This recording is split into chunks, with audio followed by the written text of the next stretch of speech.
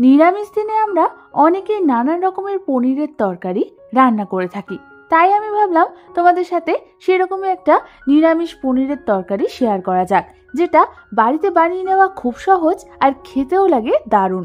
তাহলে চলো এটা বানাতে আমাদের কি লাগছে সেটা দেখে নিই। আর আমি সুস্মিতা তোমাদেরকে আমার চ্যানেল ইয়ামিজ বাংলাতে স্বাগত জানাই। এই রান্নাটার জন্য আমি এখানে 300 গ্রাম মতো পনির নিয়ে নিয়েছি। পনিরগুলোকে ছোট ছোট করে কিউব করে কেটে নিয়েছি।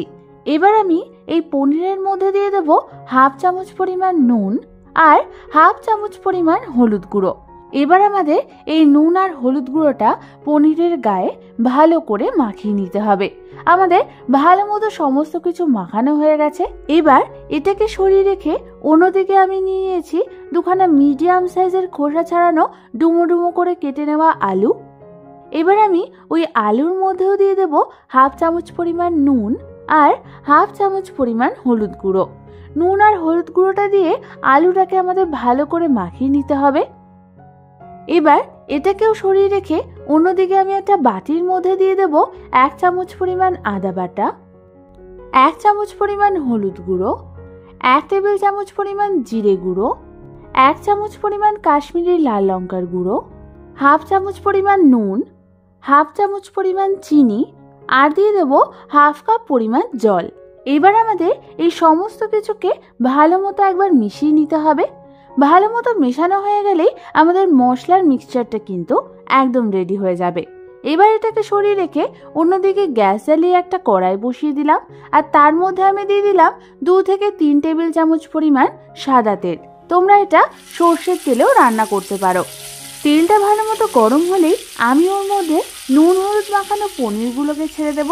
সব পনিরগুলো তেলে ছাড়া হয়ে গেলে এবার আমি এই পনিরগুলোকে মিডিয়াম ফ্লেমে ভেজে নেব যতক্ষণ না এগুলো হালকা গোল্ডেন ব্রাউন কালার হচ্ছে।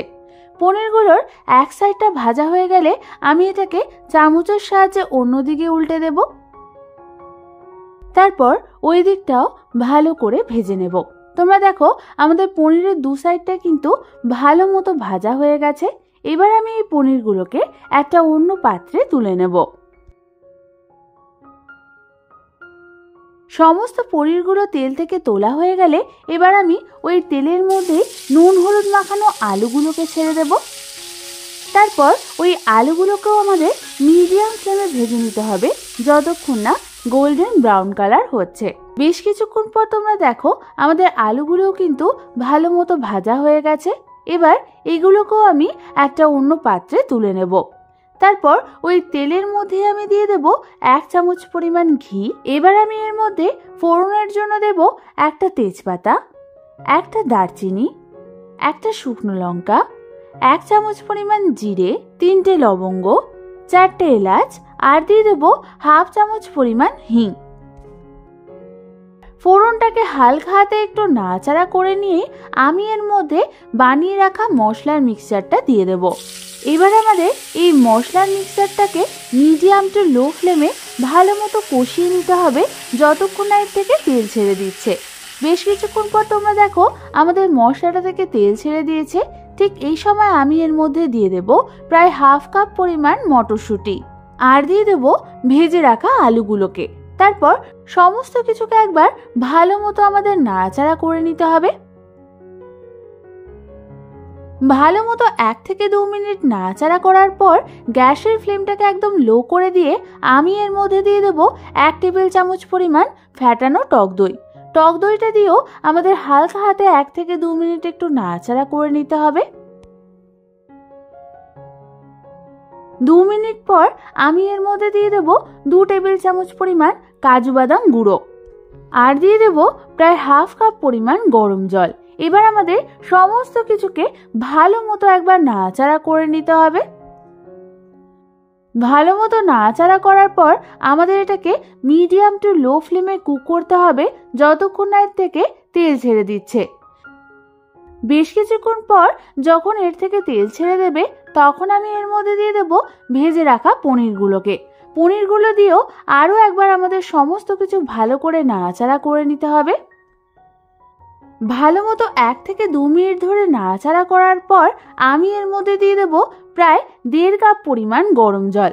তোমরা যেরকম গ্রেভি চাও তোমরা এখানে সেই অনুযায়ী জল দেবে। জলটা দেওয়ার পর হালকা হাতে আমাদের একবার নাড়াচাড়া করে নিতে হবে। তারপর আমি এর মধ্যে দিয়ে দেব স্বাদ অনুযায়ী নুন, স্বাদ অনুযায়ী চিনি, আর দিয়ে দেব 2খানা চেরা কাঁচা লঙ্কা। তারপর হালকা হাতে একটু নাড়াচাড়া করে নিয়ে আমি এটাকে ঢাকনা চাপা দিয়ে একদম লো ফ্লেমে রেখে দেব 5 থেকে 6 মিনিটের জন্য। 5 থেকে 6 মিনিট পর ঢাকনা খুলে তোমরা দেখো আমাদের গ্রেভি থেকে কি সুন্দর তেল ছেড়ে দিয়েছে আর আমাদের আলুগুলো সেদ্ধ হয়ে গেছে। এবার আমাদের হালকা হাতে একবার নাড়াচাড়া করে নিতে হবে। ঠিক এরকম গ্রেভির কনসিস্টেন্সি চলে আসলে আমি এর মধ্যে দিয়ে দেবো 1 চামচ পরিমাণ ঘি, আর দিয়ে দেবো 1/2 চামচ পরিমাণ গরম মশলার গুঁড়ো। ঘি আর গরম মশলা দিয়ে হালকা হাতে একটু নাড়াচাড়া করে নিলে তৈরি হয়ে যাবে আমাদের নিরামিষ আলু পনিরের এই দারুণ রেসিপিটা। তাহলে যে কোনো নিরামিষ দিনে বাড়িতে একবার এই পনিরের রেসিপিটা অবশ্যই ট্রাই করে দেখো, আশা করি খুবই ভালো লাগবে। আমার চ্যানেলে পনিরের আরো দারুণ দারুণ রেসিপি রয়েছে, যদি দেখতে চাও তাহলে উপরের আই বাটনটা ক্লিক করে দেখে নিতে পারো। এই রেসিপিটা ভালো লাগলে একটা লাইক করে দিও, আর আমার চ্যানেলটা এখনো অবধি সাবস্ক্রাইব করে না থাকলে নিচে থাকা সাবস্ক্রাইব বাটনটা প্রেস করে ঝটপট সাবস্ক্রাইব করে নাও।